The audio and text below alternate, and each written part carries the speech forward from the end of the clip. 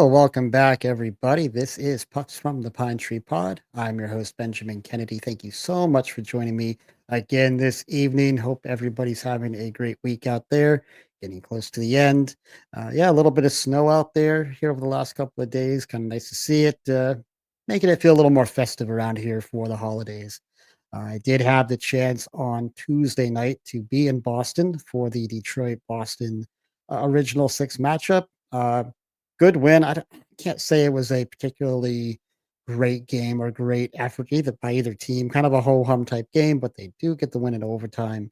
And of course, the Bees go out to Chicago last night and do what they should do: beat a fairly bad Chicago team 4-2. So coming into Thursday, it's so bizarre that the Boston Bruins are only 1 point out of first place. Yes, I know they don't have games in hand, but just for as kind of poor as they played this year, they're still like hanging around. So good on them though. Good to see the turnaround since Sacco's taken over. But guys, we're not going to talk too much about the Boston Bruins today. We want to focus in on the Maine Mariners. Been a little bit since I've checked in on them. Of course, they've been on the road now for a bit. And yeah, where do we stand right now with the Maine Mariners? Currently, as of Wednesday night, sitting in last place in the North Division, 6-10-1 record with 13 points. And even with that said, still only 4 points out of that fourth position. So kind of where that playoff marker would be. To date, top performers Evan Vierling, 14 games, 4 goals, 11 assists for 15 points. Brooklyn Kalmakoff, 12 games played, 5 goals, 7 assists for 12 points. And Jimmy Lambert, 10 games played here in Maine, 4 goals, 8 assists for 12 points. So for this group, we really can't say it's early anymore, right? We're 17 games in, and that's just about 24% of the way through the season. Um, the team's kind of running out of time to play catch up. And it's not even so much that they're running out of time, it's more so they can't afford any more of these 3 and 4 game losing streaks that we've seen. You just can't afford that. You got to kickstart some momentum someplace here, start winning some games. And, you want to see some of these stretches, a 4-1-1 type of stretch or a 5-2 type of stretch to really get the guys going and start banking some points. Because you really are, even though it's only no, well, early December now, you're running out of time. You are running out of time on the season.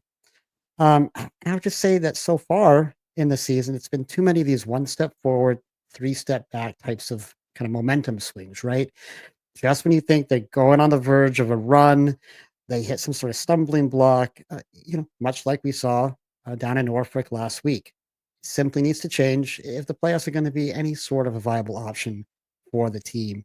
Let's look at those games down in Norfolk. I know it's been a few days, guys, but let's just take a quick peek at each one before we move on. Of course, the November 27th game, losing 4-3, did get outshot in that game, 22-20. Maine had 8 shots in the first, 6 in the second, 6 in the third. To Norfolk's 11, 5 and 6. Power play in that game, Maine was 1 for 3. Norfolk 1 for 1. Let's see, goal scores there for Maine. You had Jimmy Lambert, assisted by Berger and Kalmakoff.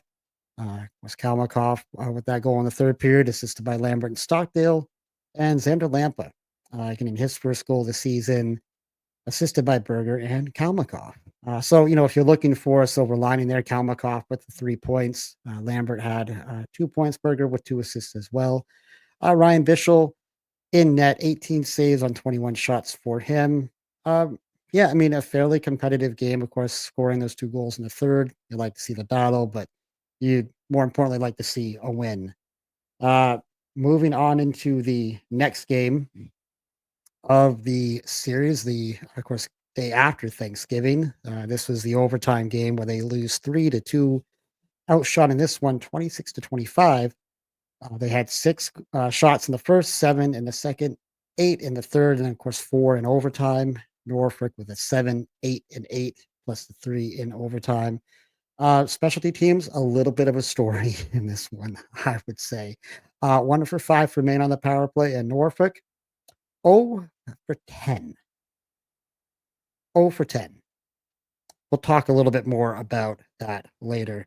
Goals in this one, Evan Vierling with his fourth of the year, assisted by Kalmakoff and Gay, and Christian Sarlo getting his second goal of the year, assisted by DeVoe and Vierling there.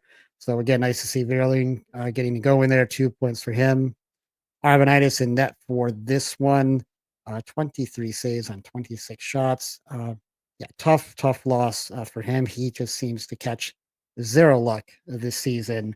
We'll talk a little bit more about that game here in a second. But, and of course, the final game of the series, probably the least competitive game back on November 30th, Maine losing 4-1. Shots on goal on this one, 26-23 for Maine. They had 10 shots in the first, 6 in the second, 10 in the third. Norfolk, 8, 10, and 5, respectively. Uh, Specialty teams a little less crazy in this one. 0 for 2 for Maine and 1 for 3 for Norfolk. Uh, Goals here, just the one. Hudson, of course, making his return, gets a goal assisted by Vidmar. And of course, you had Arvanitis in this one as well. 19 saves on 22 shots. And isn't that interesting that, yeah, he played back to back? I think that's the first time this year we've had a goalie play back to back games. So, but just another tough one. Just again, of the three games, I would say that was probably the least competitive for the boys. Would love to have seen a 1-1-1 out of these three games. After you get the overtime loss, you think, all right, if we could just pull one win out of this, you feel like you saved something there. But the OT game does hurt. It just does because I really do think for much of that game, Maine looked like the better team. And listen, I'm saying that completely aware of how undisciplined they were. I say what you want to about officiating, but you cannot take 10 penalties in a game and expect to win. You can't. Even when you kill them all, and that's impressive that they killed them all. I can't remember the last time I've seen. I don't know if I've ever seen 10 penalties called against one team in any game, for that matter. Um, like we just said, though, I do think that 2 out of the 3 games, they were fairly competitive, but that can only take you so far at this point. At times, you just felt like they were one play away or one goal away, especially in those first 2 games, from being able to take control, and they could just never really get that kill shot that they needed to take that control. So, very, very frustrating. But let's dive in here, guys. Let's talk about the scoring depth a little bit. It's been kind of a story all season long for the team. We're still seeing a bulk of the story scoring coming from the top line players. It's Kalmakoff, it's Lambert, it's Vierling, it's Hudson. Where's the depth scoring going to come from for this team? For the Mariners, you got to start getting more production up and down this lineup. Case in point, no questions asked, right? And that's no secret, right? The team knows this. I'm looking at Sebastian Wittmar right now, 17 games, 1 goal, 3 assists, 4 points. Sandra Lampa, 16 games, 1 goal, 2 assists, 3 points.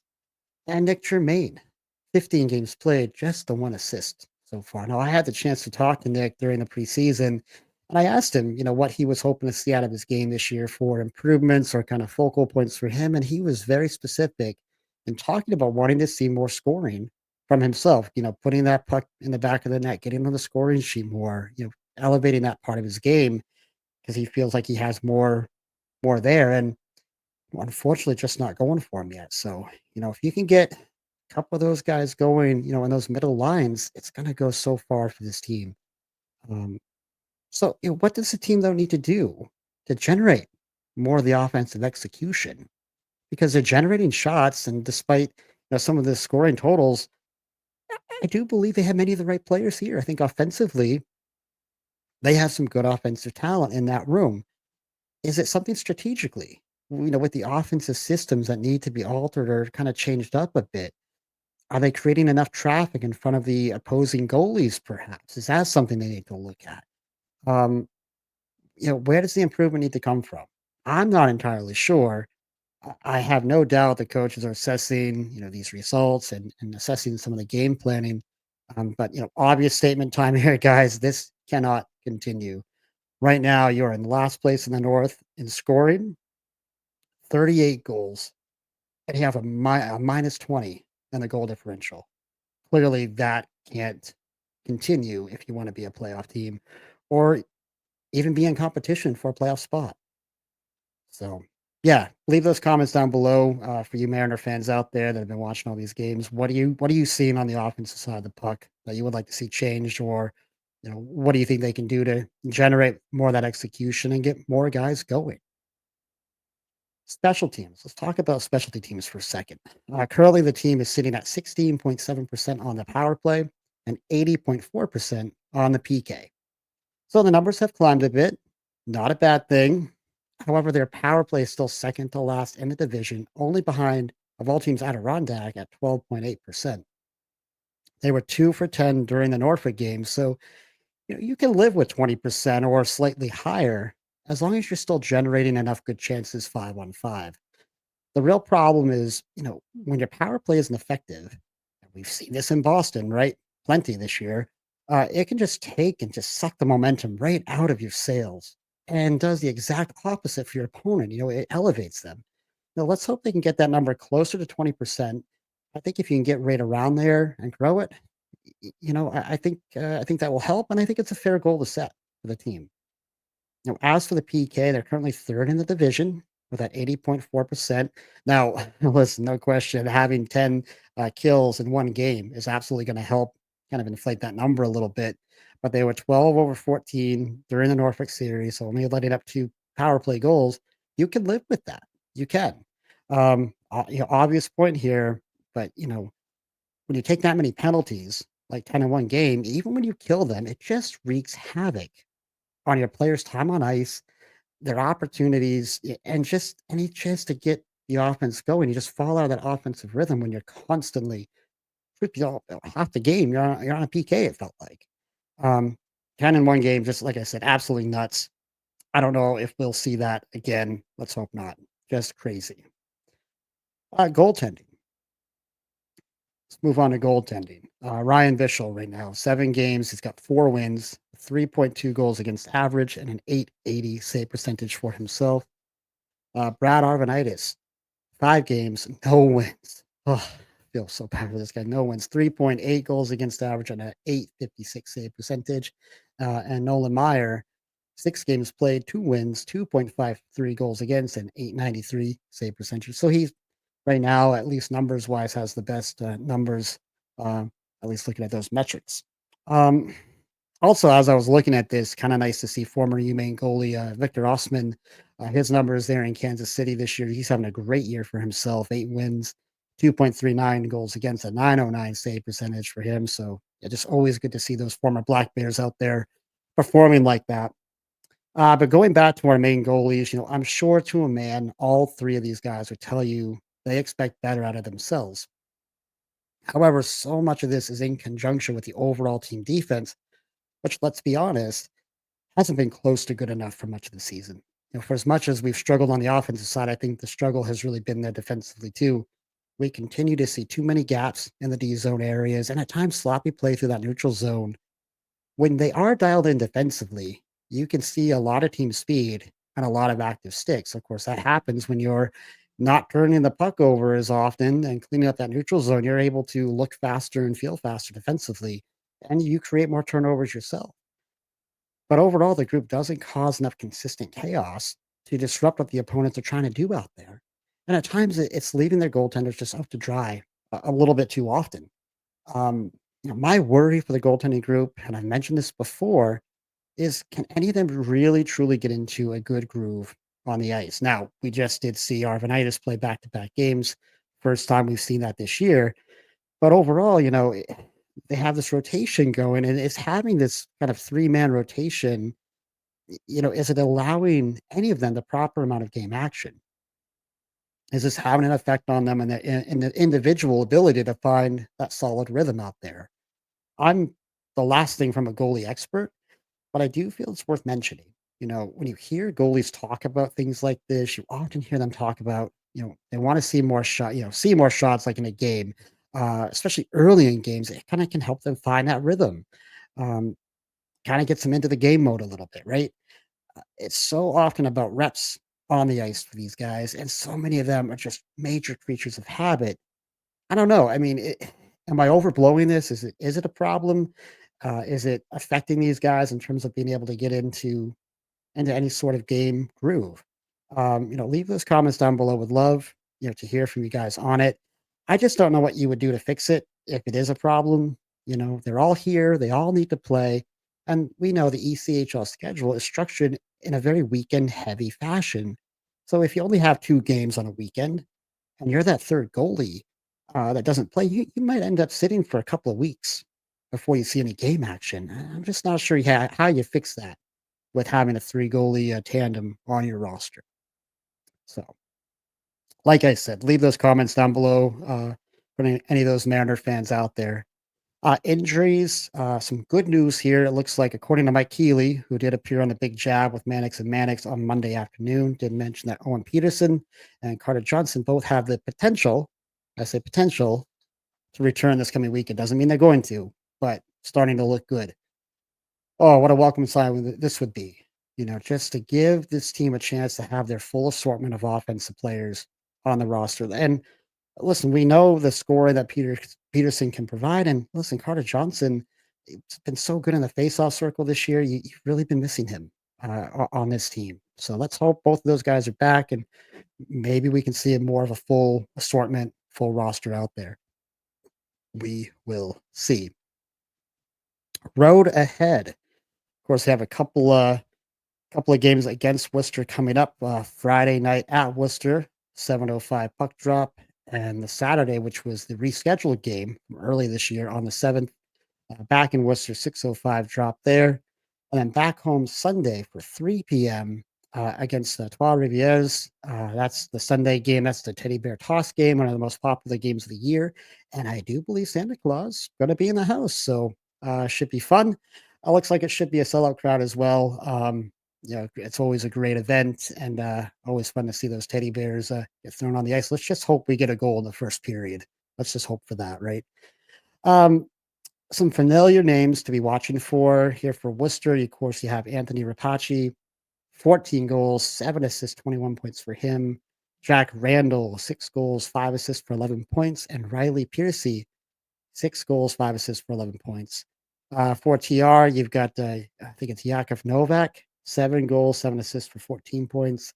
Xavier Comier, 5 goals, 6 assists for 11 points. And Anthony Beauchamp, 6 goals, 1 assist for 7 points. So just some names to be watching for as we get ready for those 3 games this weekend. As of Wednesday, Worcester is 8-10-0-1 with 17 points, and the Lions are 9-3-2-0 with 20 points. So, here's a chance to gain some ground. If you're a Mariner, if you're the Mariners, you have a chance to do it here. We'll be curious to see how they rebound, of course, coming off of this Norfolk trip. So they've got some opportunities here.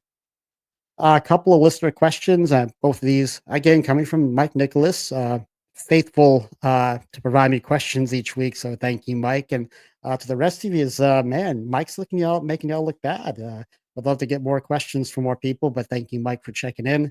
Um, his first question here, obviously, it's been a challenging on ice season thus far, but what about the off ice stuff? What's impressed you so far, whether it's been marketing, specialty jerseys, etc.? So, good question. I really have enjoyed the specialty jerseys in particular. Um, I just think they're fun, right? You're trying to appeal to the kids as well.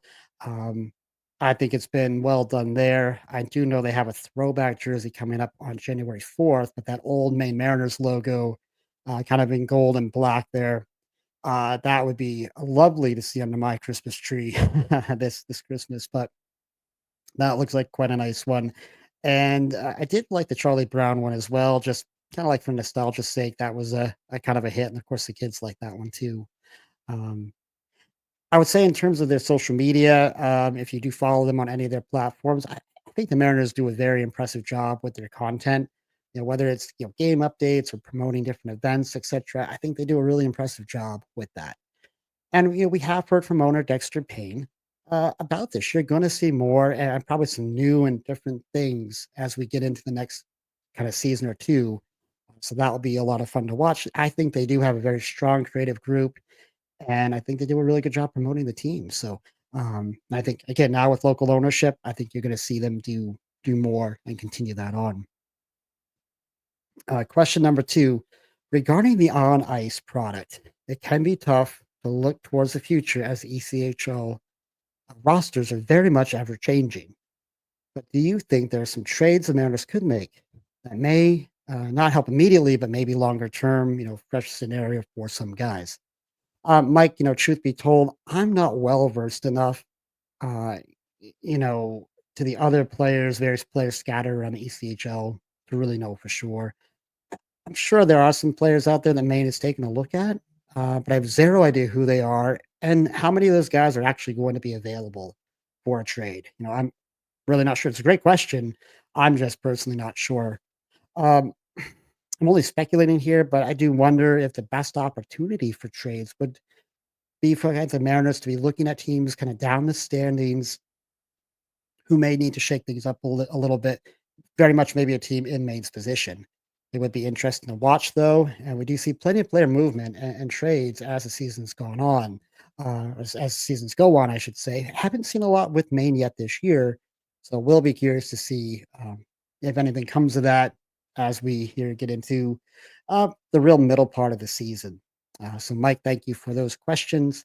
And everybody, thank you so much for listening again today. That's what we have for you. I'll be really looking forward to this weekend to see if Maine can turn the tide a little bit here and get the season up and running here. They're running out of time. Like we said, they are running out of time. So if you do like what you're hearing, please don't forget to hit like and subscribe down below. I do appreciate all the support here on the channel. And until next time, be kind, show love, and God bless.